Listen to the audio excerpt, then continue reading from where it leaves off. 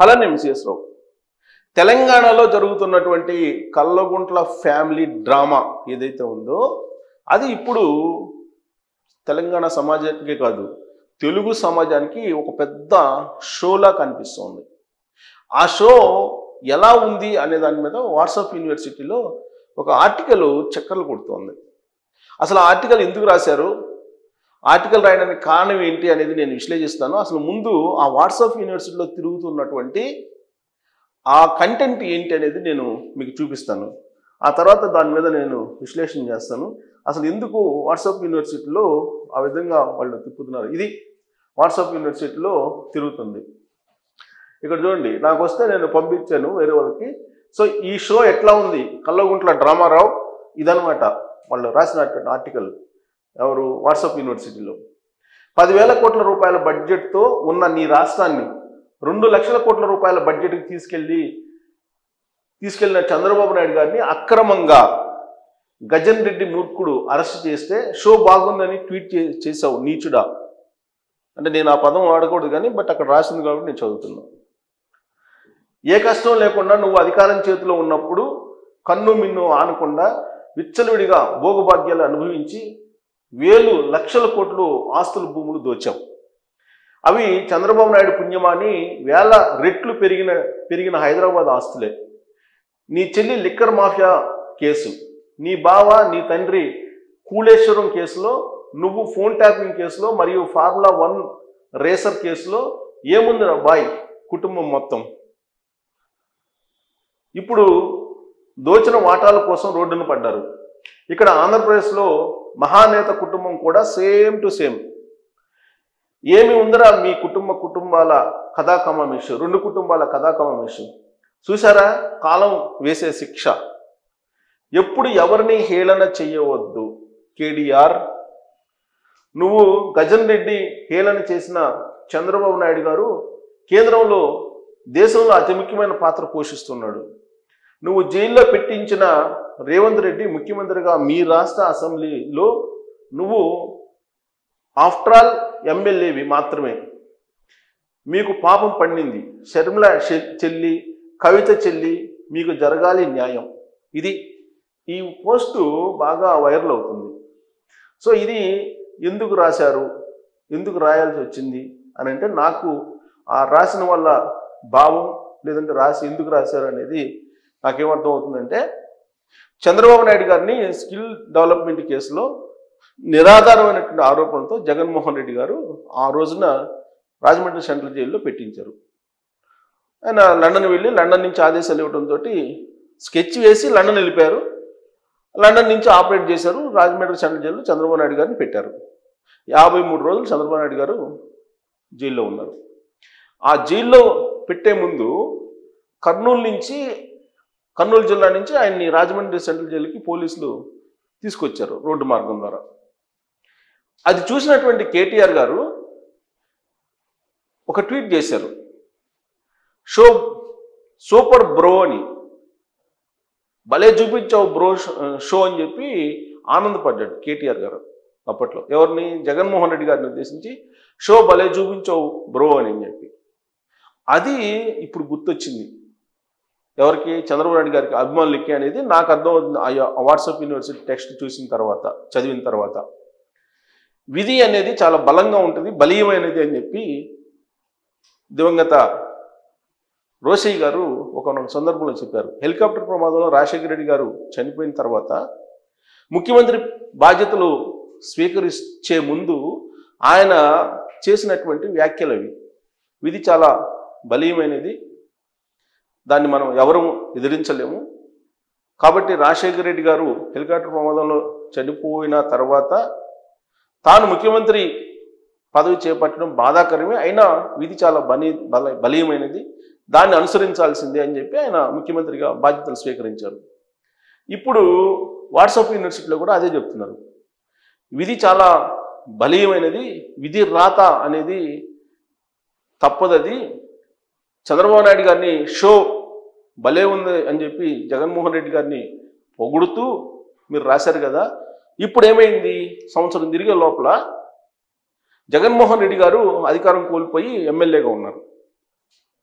ఇప్పుడు ఆయన చెల్లి తల్లి మీద కోర్టులో కేసు వేసి వాళ్ళని కోర్టులో ఎదుర్కొంటున్నారు. ఇద్దరు పోట్లాడుకుంటున్నారు. తల్లి జగన్మోహన్ రెడ్డి. జగన్మోహన్ రెడ్డి గారు తల్లి మీద కేసు వేశారు, అలాగే చెల్లి మీద కేసులు వేశారు.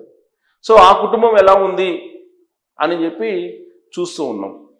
ఇప్పుడు జగన్మోహన్ రెడ్డి గారు లిక్కర్ స్కామ్లో ఛార్జ్షీట్లో అనేక సందర్భాల్లో ఆయన పేరు ఉంది. ఆయన ఎప్పుడు అరెస్ట్ అవుతారో తెలియదు, ఆయన బెయిల్ ఎప్పుడు రద్దు అవుతుందో తెలియదు. సో ఇలాంటి పరిస్థితుల్లో జగన్మోహన్ రెడ్డి గారు ఉన్నారు. పులివెందుల్లో రీసెంట్గా ఎన్నికలు జరిగితే పులివెందుల్లో కూడా వైఎస్ఆర్ కాంగ్రెస్ పార్టీ ఓడిపోయింది. సో కాబట్టి జగన్మోహన్ రెడ్డి గారికి దేవుడి స్క్రిప్ట్ ఎలా ఉందో అర్థమవుతుంది అని చెప్పి ఆ యూనివర్సిటీలో రాసినటువంటి టెక్స్ట్ సారాంశంగా అనిపిస్తుంది. ఇక సేమ్ అదే సీను ఇప్పుడు మనం తెలంగాణలో చూస్తున్నాం. తెలంగాణలో బీఆర్ఎస్ పార్టీలో గత కొంతకాలంగా ఏ విధంగా నడుస్తుంది? తిహార్ జైలుకి కవిత వెళ్ళారు. తిహార్ జైలు నుంచి బయటకు వచ్చిన తర్వాత ఆవిడ బీఆర్ఎస్ పార్టీ మీద, లేదంటే బీఆర్ఎస్ పార్టీ కల్వకుంట్ల ఫ్యామిలీలో ఉండే సభ్యుల మీద కొంత అసహనంగా ఉన్నారు. ఆవిడ జైలు నుంచి బయటకు వచ్చిన తర్వాత తెలంగాణలో మీటింగులు పెట్టుకోవాలని చెప్పి ఒక ఆలోచన చేశారు. దానికి కల్వకుంట్ల ఫ్యామిలీ అంటే కేసీఆర్ గారి నుంచి, కేటీఆర్ గారి దగ్గర నుంచి ప్రతికూలంగా సమాధానం వచ్చింది అనేది వినిపించింది. ఆ తర్వాత చాలా తెలివిగా కవిత గారు ఏం చేశారు? బీసీ వాదాన్ని ఎత్తుకున్నారు. బీసీ వాదాన్ని ఎత్తుకొని బీసీలకు రిజర్వేషన్లకు సంబంధించిన అంశం మీద ఆవిడ స్లోగన్ వినిపించుకుంటూ వచ్చారు, వాయిస్ వినిపిస్తూ వచ్చారు, బహుజన రాజ్యం అంటూ. ఆ తర్వాత చంద్రఘోష్ కమిషన్ ఏదైతే ఉందో చంద్రఘోష్ కమిషన్ నోటీసులు ఇవ్వటం కేసీఆర్ గారికి, దాన్ని వ్యతిరేకిస్తూ ఇందిరా పార్క్ దగ్గర ఆవిడ ధర్నాలు చేయటం ఆవిడ చేశారు. అది లాస్ట్కి ఒక లెటర్ రాసే స్థితికి పరిస్థితి వచ్చేసింది. ఆ లెటర్ లీక్ చేసింది ఎవరు? రాక్షసులు ఉన్నారు చుట్టూరు, కేసీఆర్ గారి చుట్టూ దయ్యాలు ఉన్నాయి, ఇలాంటి మాటలన్నీ మాట్లాడి గందరగోళం లేపారు. ఈలోపే బీఆర్ఎస్ పార్టీ విలీనం బీజేపీలో అనేది కొంతకాలం నడిచింది. సీన్ కట్ చేస్తే ఇప్పుడు కవితని పార్టీ నుంచి సస్పెండ్ చేశారు. పార్టీ నుంచి సస్పెండ్ చేయగానే ఆవిడేం చేశారు? ప్రెస్ మీట్ పెట్టి తాజాగా మొత్తం పార్టీకి అలాగే ఎమ్మెల్సీ పదవికి రాజీనామా చేసి, ప్రాథమిక సభ్యత్వాన్ని కూడా రాజీనామా చేసి, ఆవిడ హరీష్ రావు మీద, సంతోష్ రావు మీద వాళ్ళు మోకిలాలో ఎన్ని ఫామ్ హౌస్లు సంపాదించారు, ఎన్ని వేల కోట్లు సంపాదించారు, కాళేశ్వరాన్ని అడ్డుపెట్టుకొని ఇవన్నీ కూడా బయట పెట్టారు.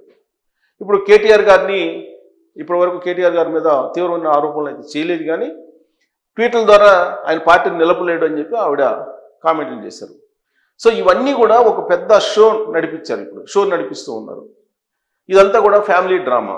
ఈ ఫ్యామిలీ డ్రామాలో మళ్ళా సేమ్ సీన్ ఆంధ్రప్రదేశ్లో సీన్ ఏదైతే ఉందో జగన్మోహన్ రెడ్డి గారు వర్సెస్ షర్మిల, జగన్మోహన్ రెడ్డి గారు వర్సెస్ ఆయన మదరు ఎలా నడిచిందో సేమ్ తెలంగాణలో కూడా కేటీఆర్ గారు వర్సెస్ చెల్లి కవిత, అలాగే ఇప్పుడు కేసీఆర్ గారు వర్సెస్ కవిత, ఇలా నడుస్తుంది.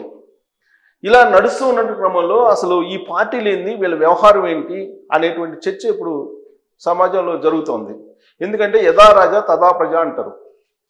అలాగే సెలబ్రిటీస్ ఎవరైనా ఉంటే వాళ్ళు ట్రెండ్ సెట్ చేస్తారు, ఆ ట్రెండ్ ప్రకారం వెళ్తూ ఉంటారు. సమాజం చాలా వరకు వెళ్తూ ఉంటుంది. అలాగే లీడర్లను అనుసరించి ఈ సమాజం కూడా ఉంటుంది. ఒక లీడరు విజనరీ అయితే కనుక ఆ సమాజం బాగుపడుతుంది. అలా కాకుండా అసలు చెల్లి అంటే పట్టించుకోకపోవడం, సొంత చెల్లెలంటేనే లెక్క అసలు పట్టించుకోకపోవటం, వాళ్ళకి రావాల్సినటువంటి ఆస్తుల్లో వాటా ఇవ్వకపోవటం, లేదా వాళ్ళకి తండ్రి నుంచి సంక్రమించినటువంటి రాజకీయ వారసత్వం నుంచి పక్కకు తప్పించడం, ఇవన్నీ కూడా ఇప్పుడు కల్వకుంట్ల ఫ్యామిలీలో అలాగే వైఎస్ ఫ్యామిలీలో కనిపిస్తూ ఉన్నాయి. దీంతో ఈ ఎపిసోడ్లు చూసినటువంటి వాళ్ళు అసలు సొంత చెల్లెలకే విలువైనటువంటి వాళ్ళు వీళ్ళు సమాజంలో ఉండే మహిళలకు ఎలాంటి విలువిస్తారు అనేటువంటి ప్రశ్న ఇప్పుడు ఉత్పన్నమవుతుంది. పైగా కేటీఆర్ గారు ఈ మధ్యకాలంలో ఉచిత బస్సు మీద మహిళల్ని కించపరుస్తూ మాట్లాడారు. అనేక సందర్భాల్లో మహిళల్ని హత్య చేస్తూ ఆయన మాట్లాడిన సందర్భాలు కూడా ఉన్నాయి కేటీఆర్ గారు. అలాగే జగన్ గారు అయితే అసలు తల్లి మీదనే కోర్టులో నేషనల్ లా ట్రిబ్యునల్లో పిటిషన్ వేసి ఆవిడని కోర్టుకి ఇచ్చారు. సో ఇవన్నీ చూసిన తర్వాత సమాజంలో కుటుంబ వ్యవస్థ, అలాగే సోదరభావం, అన్నా చెల్లెలు బంధం, లేదా అన్న అక్క చెల్లెలు బంధం, తండ్రి కూతురు బంధం, తల్లి కూతురు బంధం, ఇవన్నీ కూడా హంబక్, కేవలం డబ్బులు మాత్రమే ఇంపార్టెంట్ అనేటువంటి సందేశం వీళ్ళిద్దరి ద్వారా ఇప్పుడు సమాజంలోకి వెళ్తుంది, ఈ రెండు కుటుంబాల ద్వారా. మిగతా కుటుంబాల్లో ఉండవచ్చు, కానీ వాళ్ళు సెలబ్రిటీలు కాదు. ఆ కుటుంబాలు, ఆయా కుటుంబాల్లో ఏం జరుగుతుందనేది ఎవరు పట్టించుకోరు. కానీ ఒక సెలబ్రిటీస్గా ఒక హోదాని రాజకీయంగా అనుభవించినటువంటి వాళ్ళ ఫ్యామిలీస్లో ఏం జరుగుతుందనేది గమనించిన తర్వాత మిగతా ఫ్యామిలీస్లో కూడా వాళ్ళు చేయగలిగింది మనం ఎందుకు చేయలేము అనేటువంటి భావన కలుగుతుంది. సో సమాజంలో ఒక ప్రమాదకరమైనటువంటి బీజాన్ని ఇప్పుడు ఈ రెండు కుటుంబాలు నాటాయి కుటుంబ వ్యవస్థలో అనేటువంటి అభిప్రాయాన్ని చాలామంది కుటుంబ వ్యవస్థ ఉండాలి, ఉమ్మడి కుటుంబాలు ఉండాలి అని భావించేటువంటి వాళ్ళు బాధపడుతున్నారు ఈ ఎపిసోడ్ చూసిన తర్వాత. అయితే చంద్రబాబు నాయుడు గారి అభిమానులు మాత్రం అప్పుడు చంద్రబాబు నాయుడు గారు అరెస్ట్ అయినప్పుడు భలే షో చూపించావు బ్రో అని చెప్పి జగన్ గారికి ట్వీట్ చేశారు కదా అప్పుడు. సో ఇప్పుడు కూడా షో అద్భుతంగా ఉందని చెప్పి ఇప్పుడు వాళ్ళు ఒక టెక్స్ట్ని రాసి దాన్ని ట్రోల్ చేస్తూ ఉన్నారు. సో రాజకీయంగా ఇవన్నీ కూడా కామను. కాకపోతే ఇది సమాజానికి ఇలాంటి ఎపిసోడ్లు మంచి అయితే కాదు. మరి దీని మీద మీ అభిప్రాయం ఏంటనేది మీరు కూడా తెలియజేయచ్చు. Thank you.